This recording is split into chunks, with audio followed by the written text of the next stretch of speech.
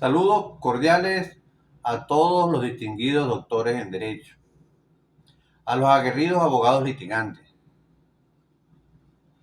a los futuros profesionales del derecho y al público en general, que siempre busca y está interesado en la administración de justicia.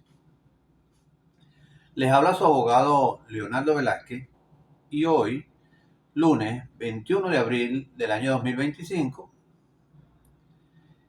iniciamos nuestra reflexión considerando las siguientes interrogantes.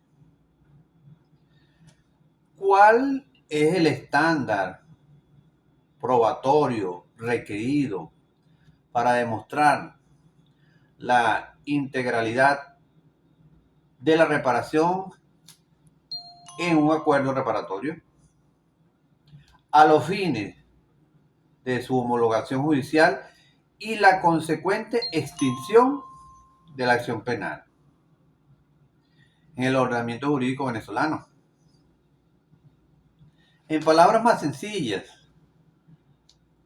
significa que si alguien comete un delito que sea menor y arregla el daño a la víctima, ya no tendrá que enfrentarse a un juicio penal en Venezuela. ¿Cuál es la estrategia procesal óptima para proponer un acuerdo reparatorio en la fase preparatoria del proceso penal venezolano? Considerando la jurisprudencia vinculante del Tribunal Supremo de Justicia. En relación a la naturaleza del delito imputado y a los derechos de la víctima que esté denunciando el atropello. O en otras palabras, más sencillas, ¿cuándo se puede llegar a un acuerdo entre la víctima y el acusado de un delito en Venezuela para que el acusado arregle el daño causado y así se acabe el juicio penal? Bueno, amigas y amigos, en el intrincado laberinto del sistema judicial penal venezolano, particularmente en el contexto geográfico y temporal que nos sitúa en Venezuela, el acuerdo reparatorio emerge como un mecanismo alternativo de resolución de conflictos de singular relevancia, representando una vía que, en contraposición a la vía tradicional, que es la imposición de sanciones punitivas, busca privilegiar la satisfacción de la víctima. ¿A través de qué? De la reparación del daño. Así, un caso donde un individuo causa daños menores a la propiedad de otra persona durante una disputa vecinal, el acuerdo reparatorio podría implicar que el responsable costee la reparación de los daños. En efecto, esta institución jurídica, cimentando principalmente en los artículos 40, 41 y 42 del Código Orgánico Procesal Penal, se erige como una manifestación de justicia restaurativa, donde la enmienda del perjuicio causado a la víctima se convierte en el eje central para la resolución de conflictos penales, conduciendo en caso de cumplimiento cabal de lo pactado, la extinción de la acción penal contra el que cometió el error, contra el imputado. ¿Qué le dice un acuerdo reparatorio a otro? Un ejemplo, es un placer extinguirte. Ahora bien, la procedencia de estos acuerdos, tal como lo estatuye el artículo 40 del Código Orgánico Procesal Penal, se encuentra cuidadosamente delimitada a aquellos delitos que lesionan de manera exclusiva bienes jurídicos disponibles de carácter patrimonial y a los delitos culposos contra las personas cuyas consecuencias no hayan resultado en la muerte o en afectaciones permanentes y graves de su integridad física, como por ejemplo un accidente de tránsito que resulta en lesiones leves a un ciclista podría ser susceptible de un acuerdo reparatorio para que cubra los gastos médicos y la reparación de la bicicleta que fue destruida. No obstante, la interpretación de estas disposiciones ha sido objeto de un significativo desarrollo jurisprudencial por parte del Tribunal Supremo de Justicia. En este sentido, la emblemática sentencia de la Sala de Casación Penal del 6 de agosto del 2001, en el expediente C01-0079, caso del Ministerio Público contra José Gregorio Hernández, sentó un precedente fundamental al declarar la improcedencia de los acuerdos reparatorios en los delitos de robo, independientemente de su modalidad, atendiendo a la naturaleza de los bienes jurídicos que son tutelados y a la gravedad intrínseca de tales conductas. Así, si una persona es acusada de robar con violencia un teléfono, por ejemplo, la jurisprudencia del Tribunal Supremo de Justicia impide que se llegue a un acuerdo de reparación o acuerdo reparatorio, incluso si el teléfono es recuperado. En contraste a la sentencia de la misma sala del 16 de mayo del 2006, en el expediente CO5-0373, caso del Ministerio Público contra José Rafael Zambrano, donde ratificó la procedencia de los acuerdos en caso de lesiones culposas, delineando los criterios que deben concurrir para su válida aprobación judicial. Por ejemplo, en un caso de negligencia médica que causa una lesión leve a un paciente, un acuerdo reparatorio podría incluir una compensación económica por el daño sufrido al paciente. De igual modo, la sentencia 13 de junio del año 2012, en el expediente RC12-0089, caso del Ministerio Público contra Freddy Antonio Núñez.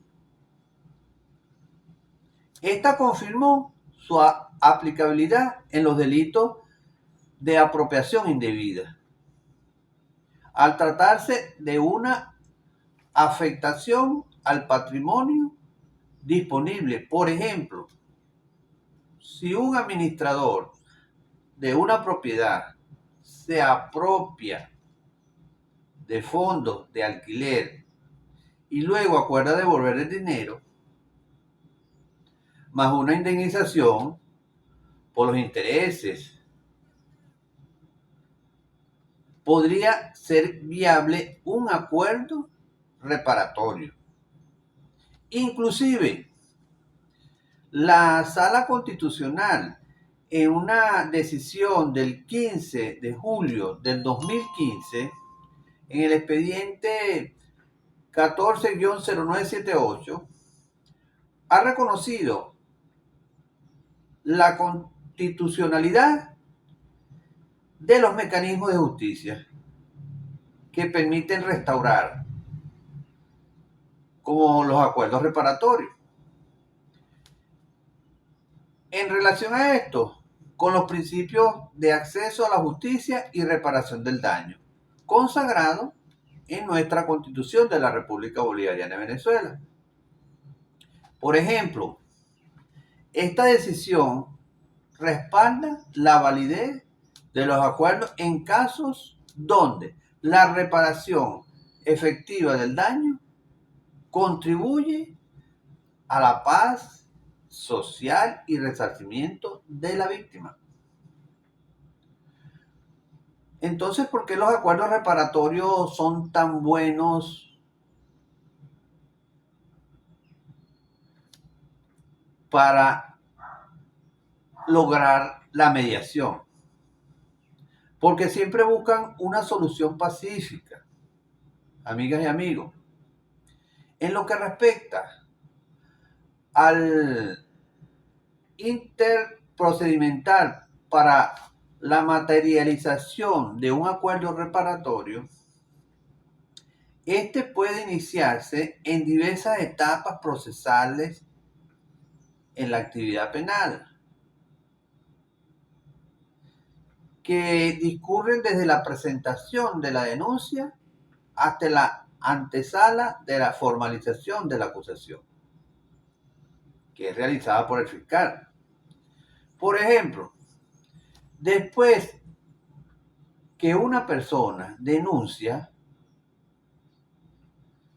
y de haber sido víctima de una amenaza simple, el fiscal podría mediar entre las partes para explorar un acuerdo donde el denunciado se disculpe públicamente y se comprometa a no repetir la conducta que realizó. La iniciativa para proponer el acuerdo puede emanar del Ministerio Público, el imputado o de la propia víctima, lo que permite el reconocimiento de la pluralidad de intereses involucrados en la resolución del conflicto. Por ejemplo, el abogado defensor de un imputado podría proponer un acuerdo reparatorio a la víctima antes de la audiencia de imputación.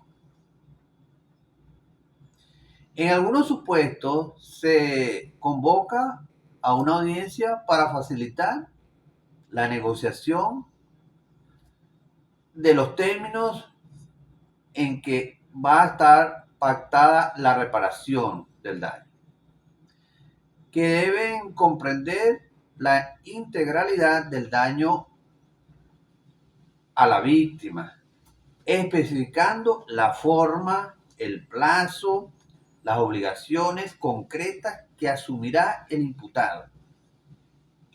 Por ejemplo, en la audiencia, la víctima de una difamación podría solicitar una retractación pública en el mismo medio donde se difundió la información falsa. Una vez que se ha alcanzado el consenso entre las partes, víctima y denunciado,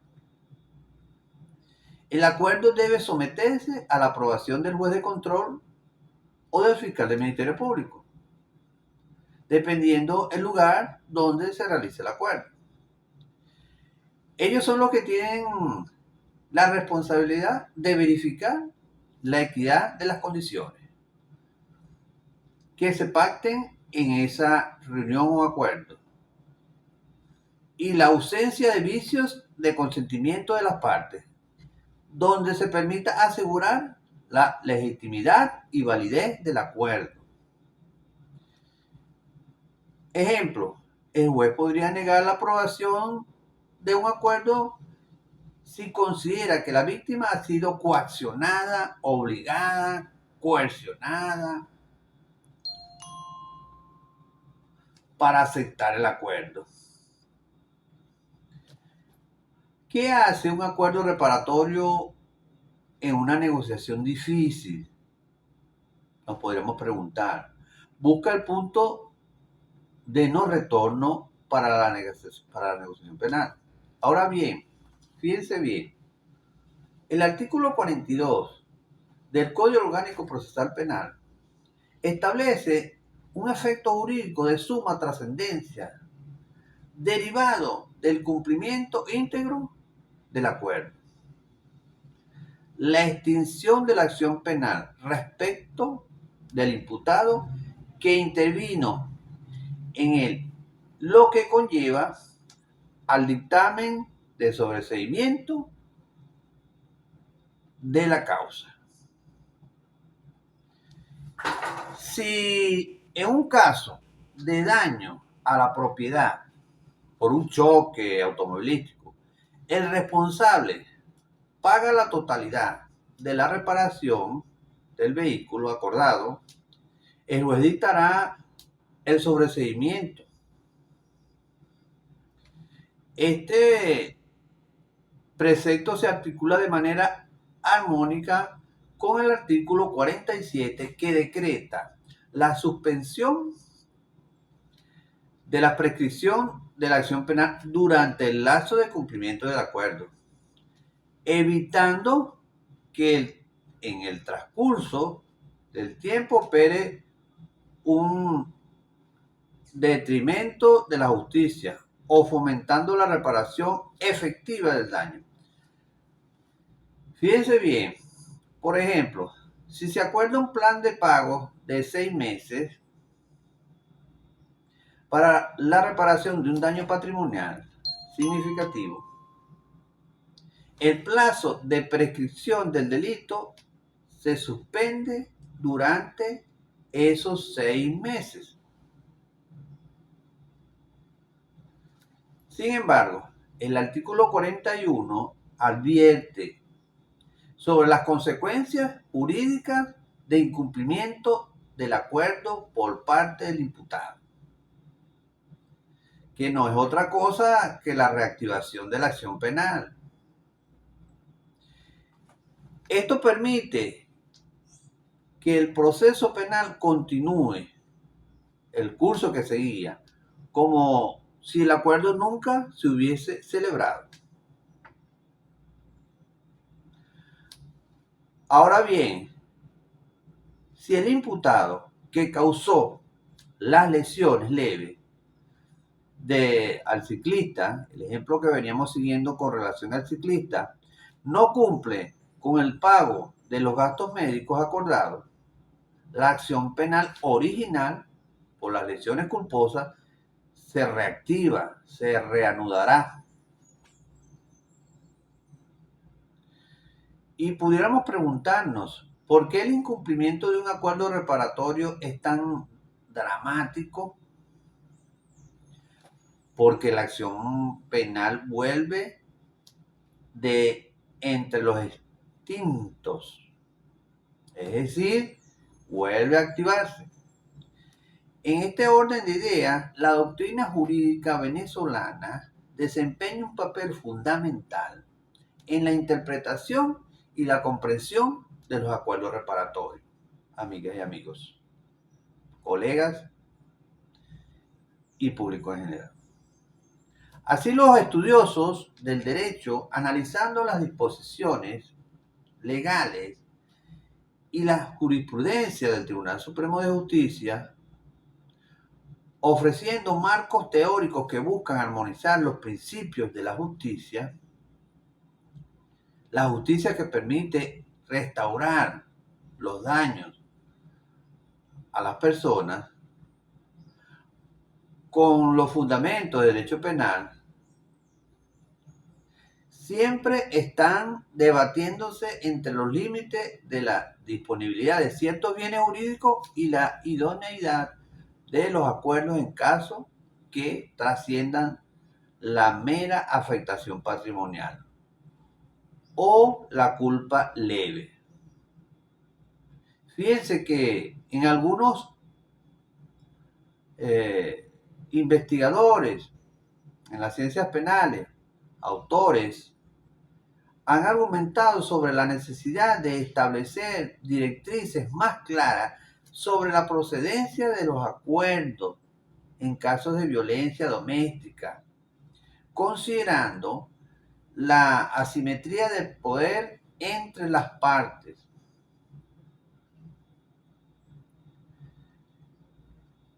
Una de las cosas importantes, nos pudiéramos preguntar, ¿cuál es el libro favorito de los doctrinarios sobre los acuerdos reparatorios? La extinción de la acción penal para aplicarla. Finalmente, es menester señalar, mis queridos doctores, mis queridas estudiantes de Derecho, mis queridos abogados litigantes, la conexión, aunque indirecta, con la acción civil. En efecto, el artículo 49 del Código Orgánico Procesal Penal reconoce el derecho de la víctima a ejercer acciones civiles para la restitución, reparación e indemnización de los daños y perjuicios causados por el delito. Si en un caso de fraude, el acuerdo reparatorio en la vía penal, por ejemplo, solo contempla la devolución del monto defraudado, la víctima aún podría iniciar una acción civil para reclamar una indemnización por el daño moral o el lucro cesante. Esta vía se presenta como una alternativa o un complemento al acuerdo reparatorio. En la esfera penal, como venimos hablando, permitiendo a la víctima obtener una reparación integral del daño sufrido, incluso si el acuerdo penal no cubre todos los aspectos o si éste no llega a concretarse, sería la opción más efectiva para lograr ese acuerdo. En conclusión, el acuerdo reparatorio en el sistema de justicia penal venezolano y particularmente en la realidad jurídica de Venezuela, constituye una herramienta procesal valiosa que promueve una justicia orientada a la reparación y la satisfacción de la víctima. Su aplicación, sin embargo, se encuentra cuidadosamente delimitada por la ley y la jurisprudencia del Tribunal Supremo de Justicia, exigiendo de los operadores de justicia, especialmente de los abogados litigantes, un conocimiento profundo de sus alcances y limitaciones para poder lograr una efectividad en la reparación del daño.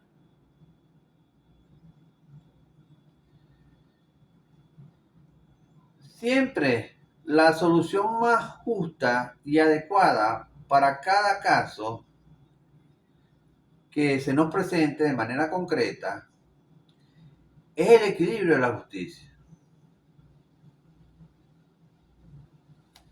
Y como reflexión, podríamos decir al final, ¿sabe por qué los juicios que terminan en acuerdos reparatorios son tan rápidos?